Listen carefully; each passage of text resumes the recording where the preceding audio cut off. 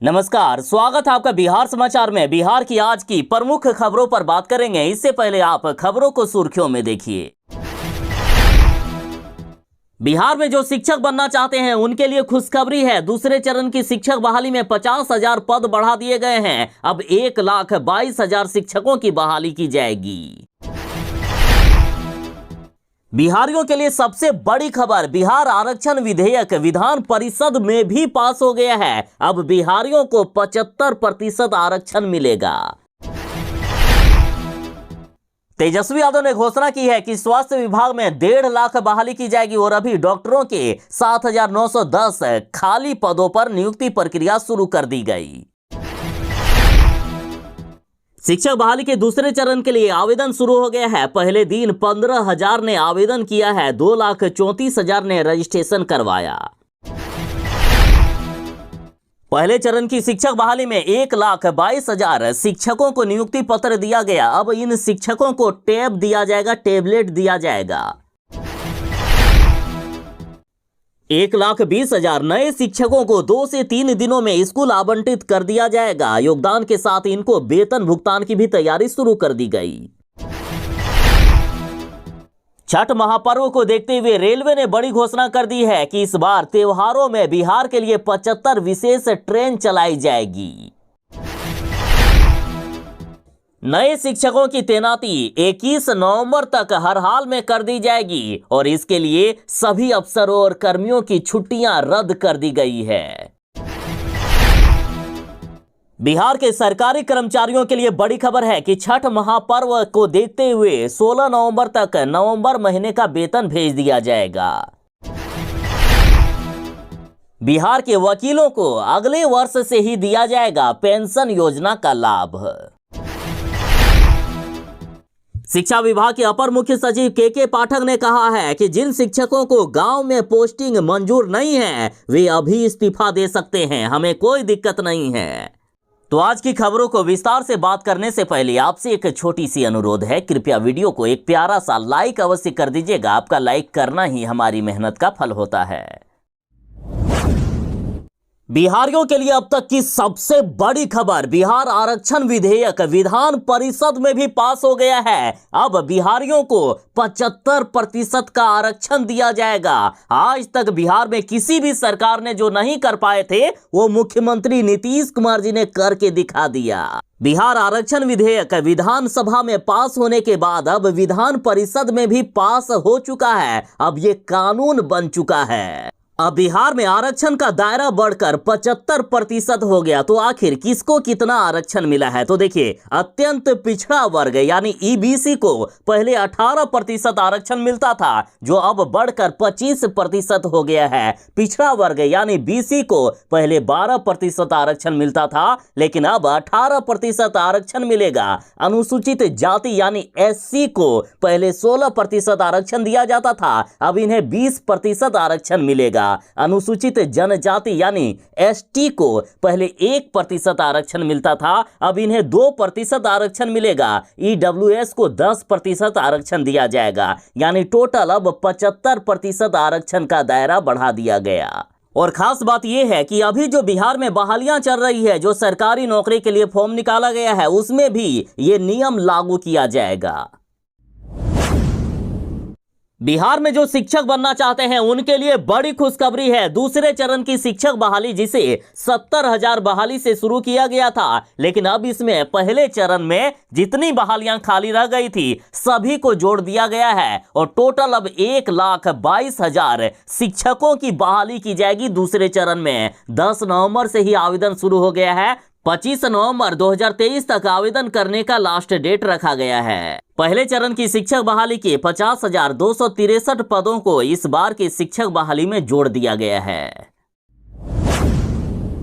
बिहार में 1,20,000 शिक्षकों को नियुक्ति पत्र दिया गया है। बीपीएससी से नियुक्त शिक्षकों को अब टैब दिया जाएगा। देखिए, इस बार जिन शिक्षकों की नियुक्ति हो रही है उन सभी को टैब दिया जाएगा। बिहार लोक सेवा आयोग से चयनित सभी शिक्षकों के लिए ये आदेश शिक्षा विभाग के अपर मुख्य सचिव के पाठक ने दे दिया है। इन्होंने कहा कि जो शिक्षक प्रशिक्षण प्राप्त कर रहे हैं और यदि ये कंप्यूटर चलाना नहीं जानते हैं तो जल्द से जल्द कंप्यूटर चलाना भी सीख ले। जो ग्रामीण क्षेत्र में स्कूल है पहले वहां स्कूलों की तैनाती की जाएगी। साथ ही इन्होंने कहा कि जो ग्रामीण क्षेत्र में काम नहीं करना चाहते हैं वे नौकरी छोड़ सकते हैं, वे अभी इस्तीफा दे दें, हमें कोई दिक्कत नहीं है, लेकिन पहले ग्रामीण क्षेत्रों में ही शिक्षकों की तैनाती की जाएगी।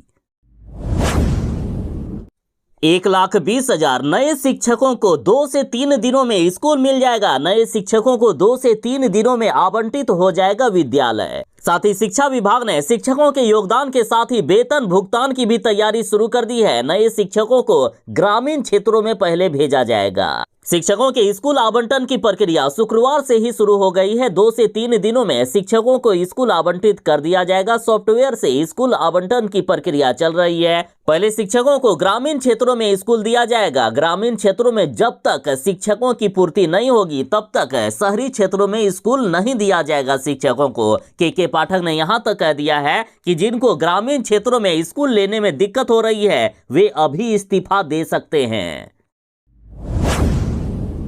बिहार के सभी सरकारी कर्मियों, सभी सरकारी अफसरों के लिए बड़ी खबर है। राज्य कर्मियों को छठ महापर्व से पहले ही नवंबर महीने का वेतन दे दिया जाएगा। 14 दिन पहले इस बार वेतन दिया जा रहा है। साथ ही कहा गया कि 16 नवंबर से पहले सभी के खाते में वेतन आ जाएगा। राज्य के सरकारी कर्मचारियों को नवंबर महीने के वेतन के लिए इस बार महीने के अंत का इंतजार नहीं करना होगा। 14 दिन पहले यानी 16 नवंबर तक सभी के खाते में वेतन भेज दिए जाएंगे।